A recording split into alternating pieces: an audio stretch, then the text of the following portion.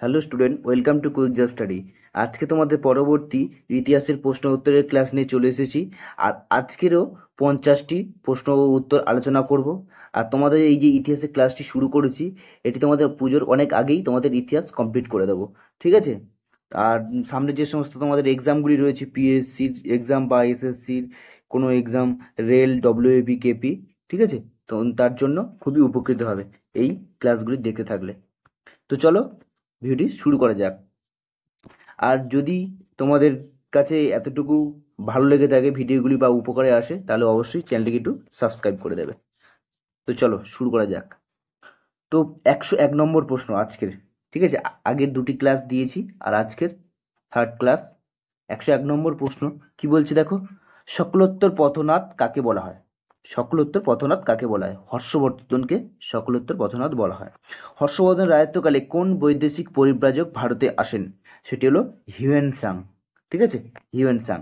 পাল বংশের প্রতিষ্ঠাতা কে? পাল বংশের প্রতিষ্ঠাতা কে?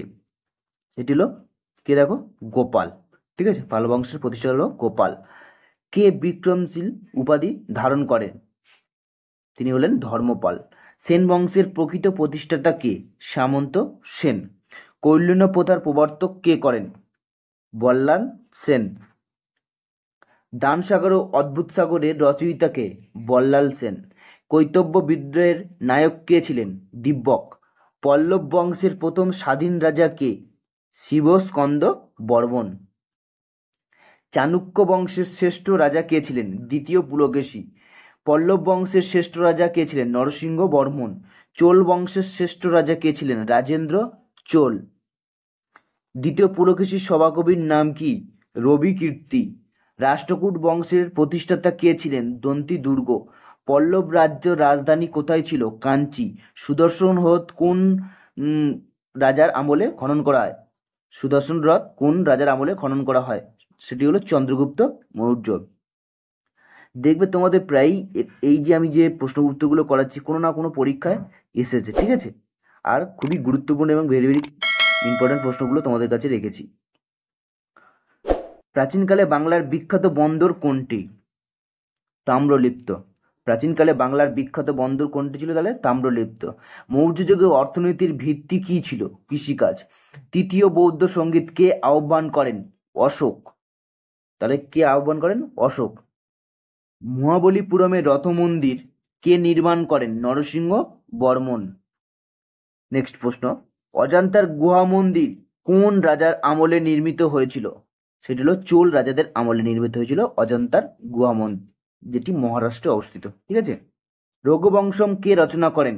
কালিদাস। মুদ্রা রাক্ষস কে রচনা করেন? বিশাখা দত্ত। সূর্য সিদ্ধান্তিকা কে রচনা করেন? আর্যভট্ট, ঠিক আছে? আর্যভট্ট রচনা করেন সূর্য সিদ্ধান্তিকা। আচ্ছা, শব্দকোষ রচনা করেন কে? অমর সিংহ। দশকুমার চরিত কে রচনা করেন? দণ্ডিন দশকুমার চরিত রচনা করেন। মিতাক্ষরা কে রচনা করেন? বিজ্ঞানেশ্বর। আচ্ছা, খণ্ডখাদ্য গ্রন্থের রচয়িতা কে? ব্রহ্মগুপ্ত। নেক্সট, পঞ্চতন্ত্রের রচয়িতা কে ছিলেন? বিষ্ণু শর্মা। আরবরা কত খ্রিস্টাব্দে সিন্ধু দেশ জয় করে? 712 খ্রিস্টাব্দে। ভারতের কোথায় প্রথম মুসলিম আক্রমণ ঘটে? পাঞ্জাব। ভারতে প্রথম তুর্কি অভিযানের নায়ক কে ছিল? তিনি হলেন গজনীর সুলতান মাহমুদ। গজনীর সুলতান মাহমুদ। আচ্ছা, সুলতান মাহমুদ কতবার ভারত আক্রমণ করেন? 17 বার। মোহাম্মদ ঘুরির ভারত আক্রমণকালে দিল্লির রাজা কে ছিল? পৃথ্বীরাজ চৌহান। প্রথম তরাইনের যুদ্ধ কবে হয়েছিল? 1191 সালে। 1191 সালে। আর কার কার মধ্যে হয়েছিল? পৃথ্বীরাজ চৌহান আর মোহাম্মদ ঘুরির মধ্যে হয়েছিল, ঠিক আছে? পৃথ্বীরাজ চৌহান আর মোহাম্মদ ঘুরির মধ্যে হয়েছিল। আচ্ছা, প্রথম যে তরাইনের যুদ্ধটা হয়েছিল, কে পরাজিত হয়েছিল? মোহাম্মদ ঘুরি, এবং ওখানে পৃথ্বীরাজ চৌহান জয়লাভ করেছিল। তরাইনের দ্বিতীয় যুদ্ধ কবে হয়েছিল? 1192। তাহলে প্রথম যুদ্ধ 1191, পরবর্তী যুদ্ধ 1192 হয়েছিল, দ্বিতীয় যুদ্ধ। আর তরাইনের দ্বিতীয় যুদ্ধে পরাজিত হয় মোহাম্মদ ঘুরি। সরি, এটা ভুল হয়ে গেছে। প্রথম প্রথম যুদ্ধে, তরাইনের প্রথম যুদ্ধে কে পরাজিত করে? এটা মোহাম্মদ ঘুরি। কিন্তু দ্বিতীয় যুদ্ধটায় এখানে পৃথ্বীরাজ চৌহান পরাজিত হয়েছিল, ঠিক আছে?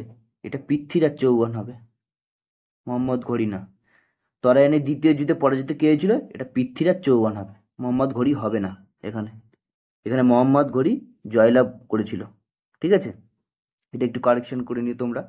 আচ্ছা, দিল্লির সুলতানি শাসক কে প্রতিষ্ঠিত করেন? কুতুবউদ্দিন আইবক। দিল্লির দাস বংশের প্রতিষ্ঠাতা কে ছিলেন?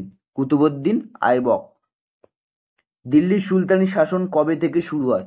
1206 খ্রিস্টাব্দ থেকে দিল্লির সুলতানি শাসন শুরু হয়। আইবক কথাটির অর্থ কি? আইবক যে শব্দটির অর্থ কি? দাস। কুতুব মিনারের কাজ কে শুরু করেছিল? কুতুবউদ্দিন আইবক।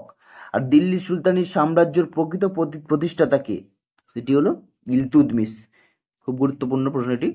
দিল্লির প্রথম মহিলা শাসকের নাম কি? সুলতানা রাজিয়া। দিল্লির একমাত্র মহিলা শাসক ছিলেন তার নাম হচ্ছে সুলতানা রাজিয়া। খলজি বংশের প্রতিষ্ঠাতা কে ছিলেন? জালালউদ্দিন খলজি। খলজি বংশের প্রতিষ্ঠাতা হচ্ছে আর জালালউদ্দিন খলজি, আর খলজি বংশের প্রকৃত এবং শ্রেষ্ঠ সুলতান ছিলেন আলাউদ্দিন খলজি। নেক্সট, আলাউদ্দিন খলজি কবে সিংহাসনে বসেন? 1296 সালে। হিন্দুস্তানের তথাবাকি কাকে বলা হয়? আমির খসরুকে। তুগলক বংশের প্রতিষ্ঠাতার নাম কি? গিয়াসউদ্দিন তুগলক। তো এই আজকে ছিল 50টি প্রশ্ন। তো তোমরা বুঝতে পারছো যে প্রশ্নগুলি খুবই গুরুত্বপূর্ণ প্রশ্ন। ঠিক আছে, আর এই প্রশ্নগুলি থেকেই ম্যাক্সিমাম পরীক্ষায় তোমাদের প্রশ্ন আসতে থাকে। ঠিক আছে, তোমরা ভিডিওগুলি মনোযোগ সহকারে কিন্তু দেখবে। আর ভিডিওটি যদি ভালো লেগে থাকে অবশ্যই লাইক, এবং কোনো প্রশ্ন যদি ভুল উত্তর বলে থাকি তাহলে অবশ্যই কমেন্ট করে জানাবে। ঠিক আছে, তো আজকে ভিডিও এখানে শেষ করলাম। সব ভালো থেকো, টাটা, বাই।